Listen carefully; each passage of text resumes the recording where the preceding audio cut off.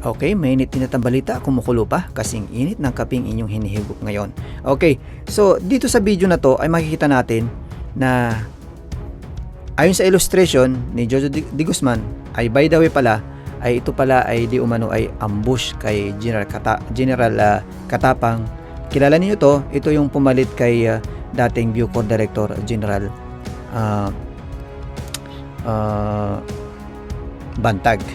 Si General Bantag, ito yung inappoint ni former President Duterte na bilang isang Bucor Director General dyan sa tagapangalaga dyan sa Bucor. At ang pumalit nga nito ay si Katapang. So, mapapanood natin dito sa illustration ni Jojo D. Guzman na isang matalinong vlogger din, magaling mag-analisa kung ano talaga yung totoong tama ng isang baril o marka at ano yung pekehan na ambush. So dito sa illustration na to ay makikita natin dito sa video na to. Pero bago natin to simulan ay please naman kung bago kayo sa aking channel, please naman huwag makalimot mag-subscribe, mag-like at mag-share at pakihit na rin ang all notification bell para maging updated kayo sa mga video aking i-upload. So may balita, itong Bucor chief daw ay tinambangan ng mga di umano ay hindi mga kilalang mga armadong kalalakihan. Ito ay naganap ng 6:30 in the morning ngayong araw, March 19. Ito yung plate number ng sasakyan at ito daw ay ipinahiram ni DJ Katapang sa kanyang deputy director na si Al Pereras. Pero ang kwento ay ganito. Meron daw isang Toyota Vios na inovertaken daw yung sasakyan na Innova. Ayan na. Bago tinira or niratrat yung Hilux kung saan yun yung ipinahiram na sasakyan ni Katapang doon sa kanyang deputy director. So, to illustrate, yung ibig sabihin, okay, ito yung Skyway. Alright, merong Innova. Tapos, ito yung pickup. Ito yung Vios. So, inovertikan nitong Vios, itong Innova, dito para tambangan daw itong Hilux. Kung titignan natin, yung tama ng sasakyan ay nasa gitna. Nasa gitna po siya. Ayon sa balita, merong isang Vios. Ayan, ito po yung kalsada. Ayan po, sa Skyway. Vios, nandito sa likod. Merong Innova. Then, merong pickup. Ito yung pickup kung saan yung sasakyan ni Bucor, DJ Katapang. So, sa balita, ang sabi, inovertikan niya itong Innova. Itong Innova na ito ay escort ng pickup na to. So, malamang kung merong kaduda-dudang galaw kasi ino-overtikan, ewan natin kung merong space dito o dito. Malamang dito, dapat nasa side, dito sa side. 'Di ba? Dito sa side, hindi dito sa gitna. And, one more thing to note, as soon as inovertikan mo, ito escort, escort yan, inovertikan mo itong escort, tapos pinagbabaril mo itong sasakyan ng itong pickup, hindi ba maalarma kagad itong escort? Ano ang maging SOP nitong escort car na ito? Yan, itong escort car. Tatawag ka agad yan kasi nasa Skyway kayo. Kapag sinabing nasa Skyway kayo, may exit, may entry point yan. So tatawag ka kaagad, mga units na naka-standby dyan sa may exitan or wherever man dyan kasi Skyway yan eh. Mahaba yung Skyway na yan. So, imposible na hindi ninyo mahuhuli itong Vios na ito. O diba? May escort ka eh. Ulitin ko. May escort na Innova. Ito yung pickup. Ito yung Vios. Inovertikan mo para tirahin mo itong pickup. So, anong SOP nito? Tatawag. Diba? Aabangan sa may exit kung saang exit yan kasi Skyway yan. Tignan ninyo naman itong tama.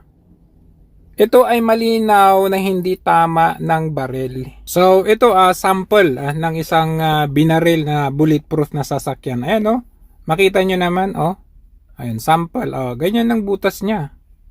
At saka hindi yan magkakaroon ng butas talaga. Ayan hindi yan talaga magkakaroon ng butas. May iwan sa second layer or third layer yung bala. Walang butas kang makikita. Kaya nga bulletproof eh. Yan, bulletproof yan. Kaya pinagloloko tayo ata ng administrasyong ito. Makikita mo na may butas. Ayan o, nag-go through. Saka ang laki-laki. Ayan o, hindi ko mawari bakit ganyan yung shape nung ano. Pag binaril, most likely, di ba nakita yung pinakita ko, bilog yan eh. May ganyan yan eh. May paganyan. Ito, ewan, ano bang ginawa dyan? Bulletproof ba talaga ito? At saka common sense naman. Saan naman yung babarilin mo? Halimbawa sabihin na natin, okay, patalikod, sa likod mo binabaril, no? Kasi bulag yung Innova, no? Bulag yung escort car. Hindi nila nakita, kunwari nabingi sila. O halimbawa nasa likod ka ng pickup na ito, bakit dito sa sentro ka babaril? Bakit hindi doon sa may passenger? 'Di ba? Yung driver at passenger, bakit dito sa gitna? Sino nandyan sa gitna? At saka kaduda-duda, tingnan ninyo, wala dito sa my side, wala doon sa my side, dito sa gitna, at saka yan lang ang natatanging kaisa-isang tama nung sasakyan. Pero ang sabi, pinagbabaril. At saka nakita ninyo, ang linis. Ang linis yung ano, wala man lang bahid ng ito ay na-ambush or pinagbabaril. Ano to, ambush me? Ano to, sineset nyo naman ang residents dito para sabihin, ito, magulo na ang bansa natin, kailangan na natin mag-martial law. Ano, ito, sunod-sunod na to sunod-sunod na itong mga ambush, mga ganitong stage na ambush, para meron talagang rason. Kasi, pag mag-fail yung chacha, ito na lang ang gawin nila, mag-martial law na lang sila. Naalala ko tuloy yung Ayun, napanood natin ang illustration ni Jojo Di Guzman dito sa video na to. Ang ganda ng kanyang pagka-illustrate dito sa di umano ay ambush ko, no? 'Di ba? So, very clear kung iniisip natin, kung ginagamit natin yung ating mga isip, ay ayon dito sa illustration ni Jojo Di Guzman, ay maliwanag na ito ay isa lamang gawa-gawa para masabi na inambush at ma-ignite yung situation. Dahil ayun nga, sa unang video ko ay isiniwalat din ni Atty. Roque na maaring ang pag nabigo itong isinusulong nila na chacha, ay dito naman sila sa plan B na gagawa ng gulo o gagawa ng peking gulo para may paraan yung gobyerno na mag-declare ng martial law para naman tumagal sila sa termino.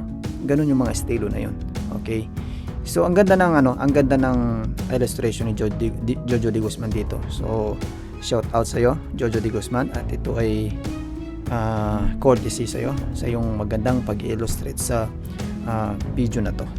At bago natin bibitawan tong aking bagong vlog, please naman huwag makalimot mag-subscribe, mag-like at mag-share, at pakihit na rin all notification bell para mag-update kayo ng video aking upload. Maraming salamat, ingat lagi dyan.